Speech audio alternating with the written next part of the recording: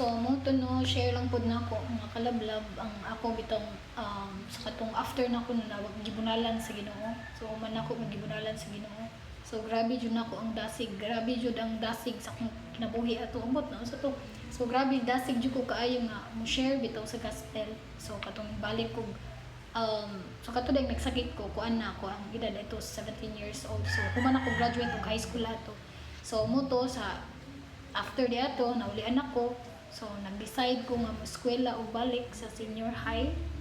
So mo to no nga grabe jud ang dasig bitaw, grabe ang working sa Holy Spirit nung sa akong kinabuhi nga katong jud nga time like kanang ganahan jud ko nga sa kada adlaw na jud ko'y ma-sharean nga mga tao bitaw. So muna ang akong gibuhat no pag eskwela ko after lunch mo ngadto jud ko na ko'y kauban sila Marilyn, sa kinsa pa si Leslie, hi Les. Thank you kaayo sa inyong pag-uban. Bitaw sila Antonio. So usay mauban po na ko sila pag-share. So muna no mo ato ko room to room. So kada room na usahay kanang mga estudyante nga dili busy. So mo ato ko sa ilahang room, mo share ko dito sa gospel, share ko how God provide bitaw a way nga dita maato sa biyerno.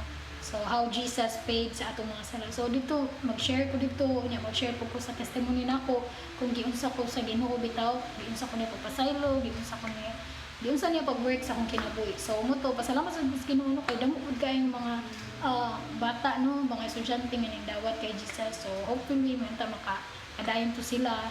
So may ta nga nay naka-atiman pud sa ila. So ako lang gyud kay akong kuan lang pud ato is mag-share na ko sa gospel pero naman pud ko na disciple ato pero mula gyud wala namin nakapadayon katong college na ko.